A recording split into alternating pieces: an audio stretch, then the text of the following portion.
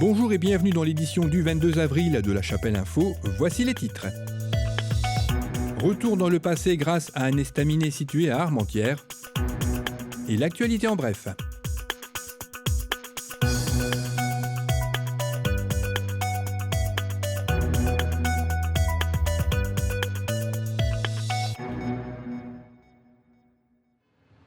Ouvert depuis quelques semaines au 34 place Saint-Va à Armentières, l'estaminet Mademoiselle from Armentières a été imaginé par Stéphanie Collard dans le but de promouvoir et valoriser l'histoire et le patrimoine historique sur le secteur armentiérois.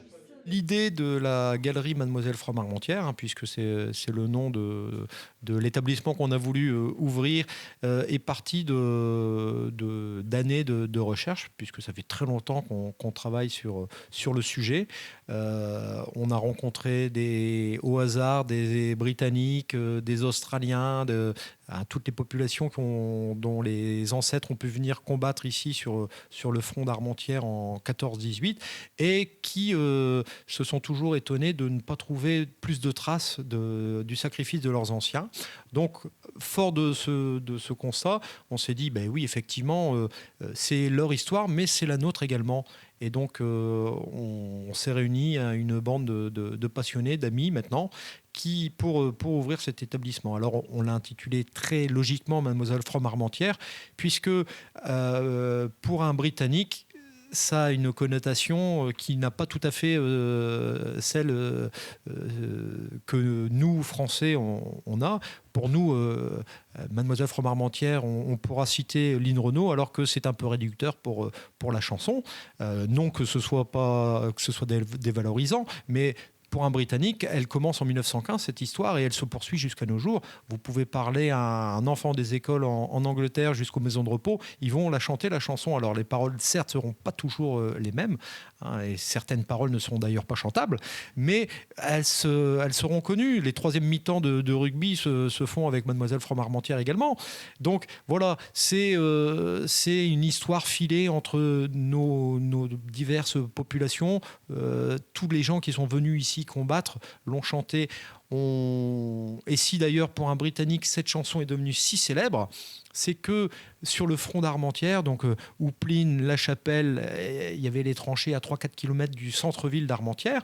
Et bien quand ils quittaient ces tranchées, ils pouvaient espérer voir dans Armentières, autour d'une bière ou d'un café ou d'autres choses, eh bien des femmes et des enfants, puisque la ville n'était pas évacuée. Elle le sera en juillet, août 17, à l'époque où la ville sera gazée. Donc jusqu'à cette époque, il y a des femmes et des enfants et des vieillards qui sont dans Armentières. Donc il y a quelque part un petit semblant de vie normale qui perdure pour ces soldats qui viennent de l'autre bout du monde et qui ont 20 ans. Donc ils veulent vivre et on leur offre dans les tranchées à chaque seconde la possibilité éventuelle de mourir. Donc ils veulent vivre et peut-être vivre encore plus rapidement. Donc voilà, Mademoiselle from Armentières, c'est un symbole qui perdure.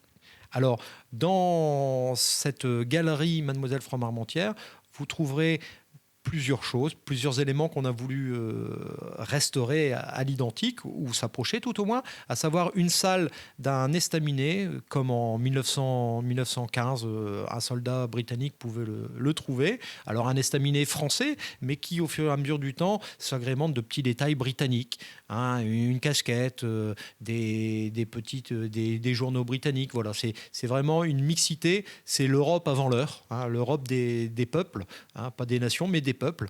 Ce sentiment où le français mêlé à l'anglais va pouvoir continuer à vivre alors que les Allemands sont à 5 km d'eux. Voilà. Dans un deuxième espace, il y a un endroit très cosy avec des fauteuils où la personne peut venir s'asseoir, prendre un livre et se renseigner sur la guerre 14. Il y a un lien internet qui va pouvoir permettre aux Britanniques en recherche de leurs ancêtres sur le front occidental vont pouvoir trouver un nom, un lieu. Peut-être on pourra les aider à retrouver la tombe de leur aïeul enterré dans l'un de nos cimetières du Commonwealth. Et puis, il y aura également un troisième espace. La personne qui vient peut voir une exposition temporaire qui sera renouvelée tous les 6 mois.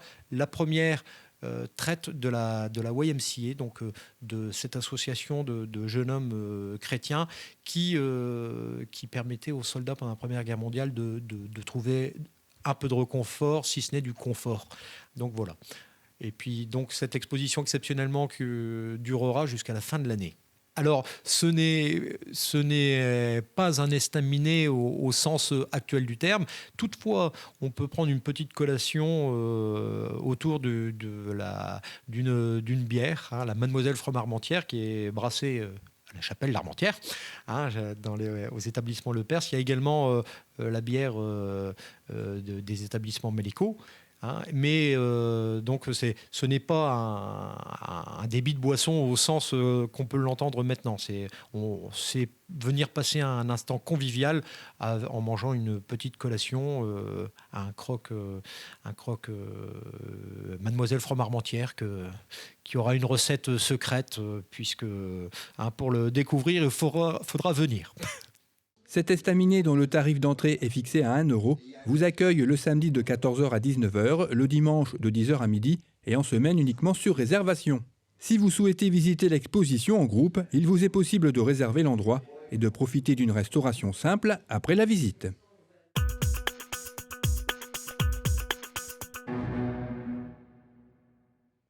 La compagnie J'y suis s'est produite sur la scène de l'espace Nelson Mandela samedi 16 avril avec un spectacle intitulé Tomber des nues. Dans une usine à conditionner du rêve, il y a des petits qui triment, le responsable qui frime et la bosse qui amasse. Tout ce petit monde s'organise au bon vouloir de celle qui est aux manettes, une équilibriste planant sur ce monde. Accroché à ses talons, un machiniste moustachu surveille du haut de son piédestal et tout autour s'affairent de petites gens aux mains jongleuses. Quand la cadence devient insoutenable, l'instabilité grandissante se fait sentir pour laisser place à un environnement chaotique et totalement déconstruit. Le rêve fabriqué va-t-il alors devenir vide et que sortira-t-il de ce chaos ? Durant près d'1 heure, la compagnie a répondu à toutes ces questions avec un très beau spectacle mêlant adresse, humour et poésie.